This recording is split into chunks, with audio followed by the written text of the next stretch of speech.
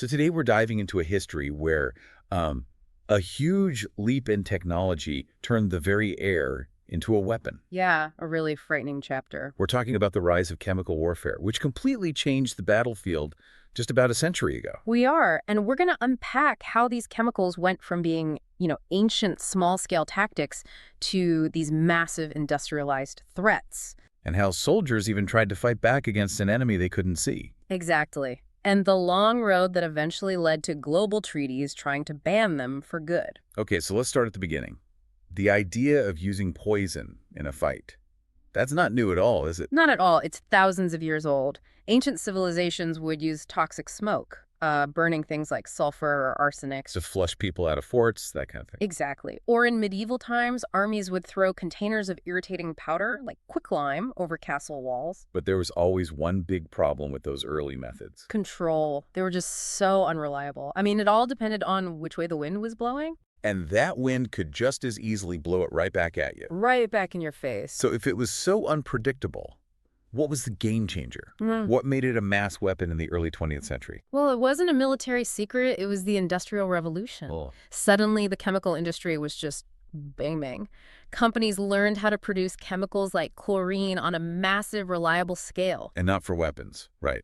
This was for civilian stuff. Totally. Things like dyes, fertilizers, even refrigeration. But that created what experts call the dual-use problem. Meaning the same tech for peaceful products could be easily repurposed. Easily repurposed to create weapons of mass destruction. And it happened so fast that it just overwhelmed any attempts to stop it. So there were attempts. Oh, yeah. International agreements were signed right before the Great War to try and prevent poison from being used in combat. But the industrial capacity was just too big. Too big. The rules were basically impossible to enforce from day one. And the terrifying reality of that new capacity arrived on a specific date.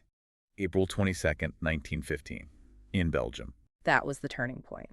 Right in the middle of a brutal trench warfare stalemate, a massive cloud of heavy yellow-green chlorine gas was released. And you just have to imagine being a soldier in the other trench. It must have been terrifying. You look up, you see this weird, unnatural, low-rolling mist coming toward you. And you have absolutely no idea what it is.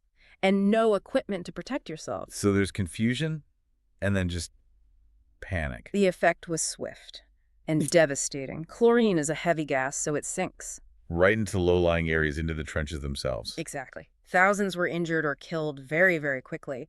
And that horrifying success proved to military command that these weapons could actually break the stalemate.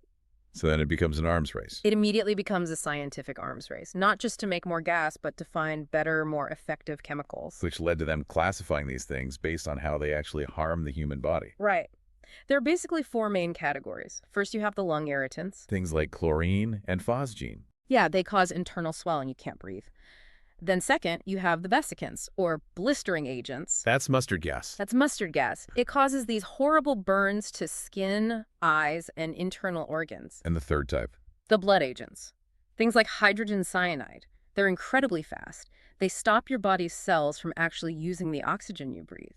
Which causes, well, a very rapid system failure. And then the last category is sensory irritants. Like tear gas. The stuff that's designed to blind and confuse you, but not necessarily be lethal. Exactly. To clear the way for a regular attack. So let's look closer at those main ones. Chlorine was first. We mentioned that yellow-green cloud. And it has that distinct smell, that pungent smell, like bleach or really strong cleaning supplies. And the danger is just raw chemistry, right? It is. When you inhale it, it reacts with the moisture in your lungs and your respiratory system. And it creates hydrochloric acid. It creates acid inside your body. It just destroys the tissue. The victim's lungs fill with fluid. Soldiers described it as the feeling of drowning on dry land. A truly horrible sensation. But the chemical that was actually responsible for the most deaths during the war wasn't chlorine, it was phosgene. And what made phosgene so much more dangerous was its subtlety. Exactly. Unlike chlorine's obvious cloud, phosgene is almost colorless, and it has a very faint odor. People said it smelled like musty hay or cut grass. So you might not even know you've breathed it in until it's way too late. Way too late. And from a military logic perspective, its other terrifying feature was its delayed effect. What do you mean? A soldier could breathe it in, feel perfectly fine for hours, maybe a whole day, keep working, and then suddenly collapse from total heart and lung failure 24 hours later. Wow. That's why they called it the silent killer. The silent killer. You could hit an enemy position and a whole unit would just be taken out of action a day later. Long after everyone thought the danger was over. And then finally we have mustard gas, probably the most famous because of the injuries it causes. But it's not really a gas, is it? Technically, no. It was dispersed as a fine, oily liquid. And that oily nature is what made it so persistent. So persistent. Unlike a gas that blows away, mustard gas could stay active on the ground, on equipment, for days, even weeks. It caused those huge, painful yellow blisters wherever it touched skin. And it soaked right through regular uniforms and boots. There was almost no escaping it. This persistence led to just immense long-term suffering. Absolutely. Victims were often left permanently blind or with chronic lung problems, and later research showed it increased cancer risks. And the ground itself became a weapon. It did. The contamination made huge areas of the battlefield just uninhabitable for years after the war ended. That kind of inescapable threat must have kicked off a desperate race for protection. Desperate is the word. When the attack started, soldiers had nothing. Zero specialized gear. So what do? Their first attempts were, well, they used whatever they could find. Handkerchiefs, socks, strips of cloth soaked in water to cover their mouths. Just anything to try and filter the air. And they quickly learned that soaking the cloth in a mix of water and bicarbonate of soda helped a bit more. But I read about one method that just speaks volumes about the sheer panic. Oh, yeah. The early makeshift method involving pads soaked in urine. It's gruesome, but it worked. It sort of worked. The ammonia in the urine could help neutralize some of the acid in the gas. It was a repulsive but momentary defense. But that's obviously not a long-term solution. They needed real gear. Immediately. The first official respirators were just simple flannel hoods, chemically treated, with these tiny little glass windows for eyes. I've seen pictures of those. They look suffocating. They were. They were hot. It was hard to breathe. You could barely see or communicate, so they had to evolve, and fast. Into the modern gas mask design we'd recognize today. Which was a really sophisticated piece of engineering for its time. It had two key features. First, the rubber facepiece had to create a perfect airtight seal. A tiny gap could be a death sentence. A death sentence. And second was the canister. It was usually connected by a tube, and it was filled with layers of activated charcoal and other chemicals. So the canister is like a filter, like a high-tech sponge. Exactly. When you breathe in, the air is pulled through that charcoal, which traps the toxic particles and cleans the air before it ever reaches your lungs.